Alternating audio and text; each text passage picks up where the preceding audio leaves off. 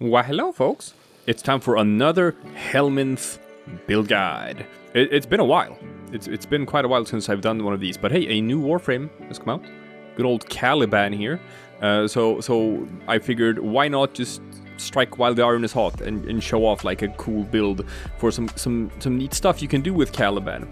So like, should you be farming for Caliban? Is Caliban good as he is? Is he someone you should like sort of invest in? Like hell yeah, he's really good. And I kind of got him the wrong way when I first looked at his kit and his abilities, because it seems like, oh, it's just a bunch of different damaging abilities and stuff. Well, but where's the synergies? Like how do you make it work as a full package?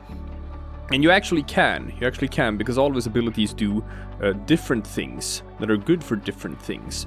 So, first of all, you know, his number one, the spinny gyro wheel thing, it's kind of garbage. it's kind of bad.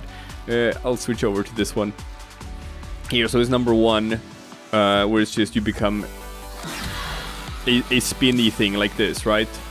And you move around and you spin and you hit enemies, and it does kind of bad damage, and it damage that doesn't scale very well either. And then you can like hold it. Let's see. I don't know. You can hold it to spin faster and stuff, and you can. Oh right, it's hold the left mouse button, right? Yeah. Woo. And you can spin really fast, but it increases the drain as well. And not only that, but you can also like target enemies to teleport to them. But the damage is just not gonna be very good no matter what. So everyone is pretty much in agreement that like for a Helminth build, the Razor Gyre is the one you're gonna be removing. So his other three abilities, his number 2, his number 3, and his number 4, they are actually somewhat complete by themselves. So you got a lot of options for different things you can do with the Helminth system.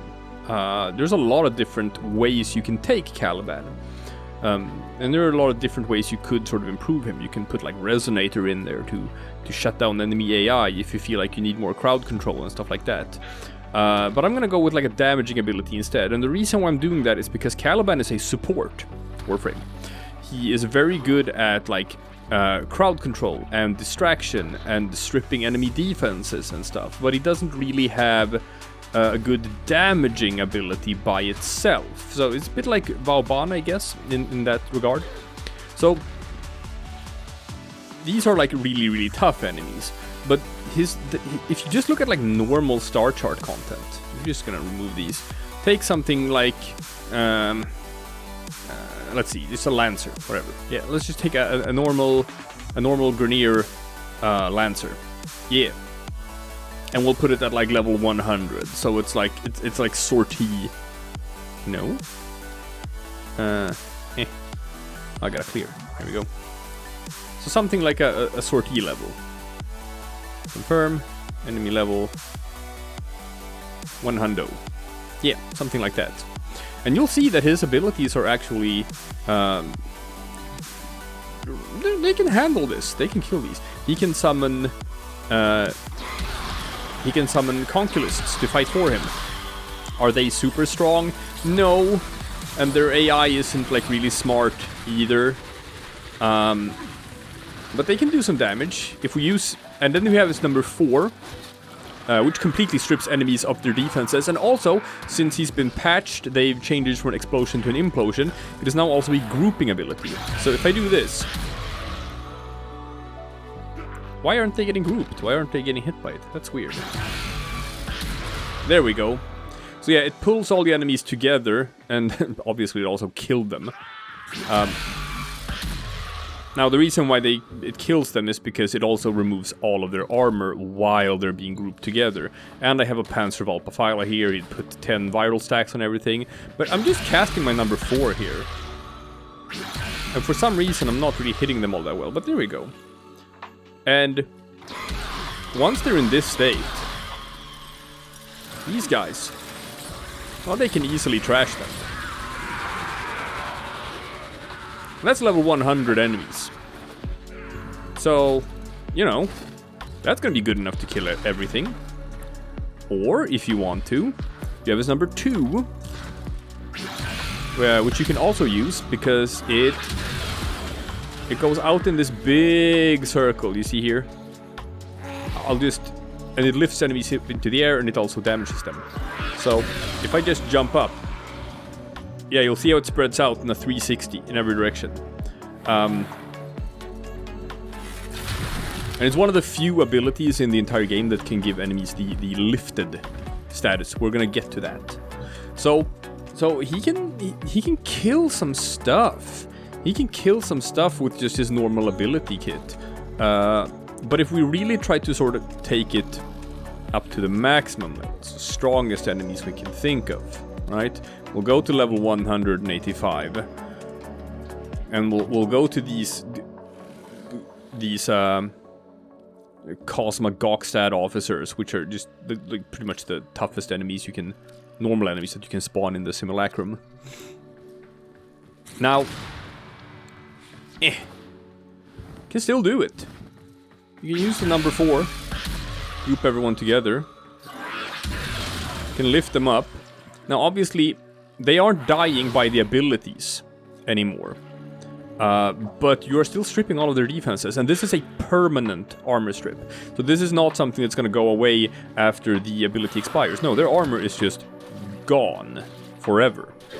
So now that they don't have any armor, if I were to lift them up in the air and then pull them together, it does a bit of damage, sure, whatever. But he needs some sort of damaging ability to really be able to hurt enemies on high levels of play. Otherwise he can only support and just sort of like rely on his weapons or whatever. So what I figured was Breach Search. As this ability works, it's also another crowd control tool. You blind enemies, they get stunned for a duration, so they don't shoot at you, which is nice. And then you can lift them so they don't shoot at you, which is nice. And then you can summon your Conculists, which distract enemies so they don't shoot at you, which is nice. Your Fusion Strike, it causes knockdowns so they don't shoot at you, which is nice. So it's like so much crowd control. So many ways of not taking damage. He also has a passive which works as a lesser version of adaptation, where he gets damage resistance to whatever is harming him. He's got good sort of like base armor stats and stuff, so like he can hang. He's a bit more survivable than you might think he is at first glance. But Breach Surge also adds this little spark on enemies' heads, and if you kill them while they have a spark on them, that's gonna bounce over to another enemy with a damage multiplier. So, the problem with Breach Surge is normally... Oh, they're all dying over there. The problem with Breach Surge normally is that it doesn't deal well with armor. Armor is pretty good at stopping the damage from Breach Surge, so it's pretty much only good, really good, on Warframes that have some way of removing armor, and this guy has like the best armor stripping ability in the entire game, by far. So if we add that to the mix, and we just, you know, we group all the enemies together, we Breach Surge them, we lift them, and we just shoot one bullet. And that's gonna do it. I'm using the Natterrock here, but you can use basically any weapon, and it's just gonna shred them. It's like a really, really good damaging ability for this guy. But let's not make it these Gokstad officers, because they can spawn a bunch of annoying turrets, and fighting like 20 turrets at the same time is kind of a hassle. Let's go with the classic corrupted heavy gunners. There we go. I'm gonna bring these boys up. Now they can't shoot at you, so you're gonna need your Conculists, because they replenish your shields. We're gonna talk about that too, but they basically make you a whole lot tankier than you otherwise would have been. A whole lot. I want these guys to be lifted. And as you can see, it's like... damage is where it needs to be. They get distracted. They get armor stripped. They get blinded. They get lifted into the air. And when I feel like it, I just pop them, and they're dead. And this works. This works on very high levels of play. I've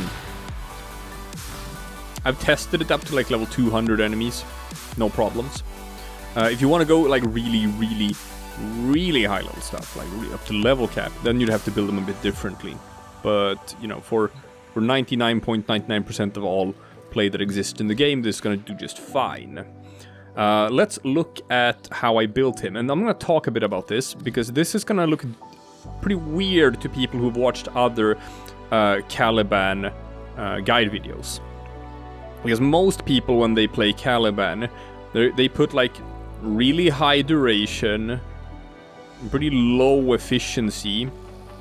They put in brief respite and like a bunch of auger mods, and then they abuse shield gating and all of that. But they say that like they struggle to sort of build him correctly because all of his abilities are so expensive, and you have to be so tactical about how you cast all the stuff. No. That is not how I play Caliban. I played Caliban like an ability spammer, like a complete ability spammer.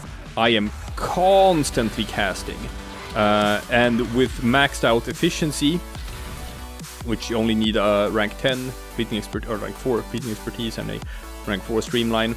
That's enough for that. They cost nothing. 25 for his ult. 25 to strip enemy armor and group them and knock them down. 12 to cast a Conculist. 12 to play Sentient Wrath. 12 energy for Breach Surge.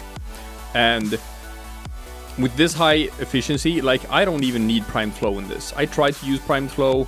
I have Primed Flow on, like, when I recorded some gameplay for this. But I just figured, like, I don't even need it. I can just stick with his base energy, which has also been buffed a bit since he was launched. That's gonna do just fine. You don't even need to have an Umbral mod, Umbral Forma in this. That's +8. At 3, Fleeting Expertise could go down to 5. That's 8. So yeah, if you just forma this slot instead, you can use both Umbral mods. You don't need to put an Umbral Forma in there. Primed Sure-Footed is important because he doesn't have status immunity and knockdowns is gonna kill him. Other than that, I like Stretch. If you feel like you want to put some more power strength in or something, if you feel like you want more duration, which I tend to not want, and we'll get to why in a second. And then there's a Saxum mod, and the reason why I put the Saxum Carapace in there, and I have, if you look at it, I am using the entire set, so I'm using it like on my pistol and my melee as well. It's because it synergizes with lifted enemies, that they explode on death and they do like an AoE explosion. And his number 2 ability gives enemies the lifted status, which is a very unique status effect. Like, there are other abilities in the game that lift enemies into the air, but it doesn't give them the lifted status effect. For example, Rhino's Stomp. But this one does, and normally it's like heavy attack ground slams that lift enemies. So, with this one you can use the Saxum mod, and what's interesting is that Sentient Wrath is also Caliban's Helminth ability, so you can give this to other Warframes, so everyone can start lifting enemies and giving them the lifted status, and then you can use the Saxum mod to do like on-death explosions, stuff like that. That's cool. Now, what's important here is that the Conculists, they regenerate Caliban's shields and give him overshields. If I cast one, you'll see in the top right that he is just, you can see there, this little blue beam, he's just giving me shields. And I can spawn 3 of these, and the more of them I have, the faster they're gonna regenerate my overshields until they hit the maximum. Now here's the thing, is that they only start regenerating shields for me if I have shields. If I'm at 0, they won't start regenerating shields for me. So I need some way of getting an initial little boost of shields before they start working their magic. That is why I have Brief Respite in there. So on ability cast, any ability I cast, I get a little bit of shields, and then immediately these guys are gonna start bumping up my shields. So I've seen people play with low efficiency, brief respite and auger mods so that they max out their overshields with every cast. You don't need that because you're getting overshields constantly from these guys so long as you have like 1, 2 or 3 of them active. So if I just show how that works in practice. If I simulate here, I'm gonna cast my guys. Now I'm at 0 shields, so they're not doing anything. But now, as soon as I start getting shields, then they start giving me overshields. So if we go down to 0 again, I can just cast an ability. That gives me a little bit of shields, and then they will do the rest and start giving me my overshields. So, if I'm just ability spamming, and ability spamming, and ability spamming, and ability spamming, and ability spamming, if I just do that, and I'm not even using my weapon, and you see everything is dying, and that's fine. I'm just casting my 1, casting my 2, casting my 3, casting my 4. Constantly keeping myself topped up on shields. And it costs nothing. It costs me like 0 energy to do this kind of ability spamming.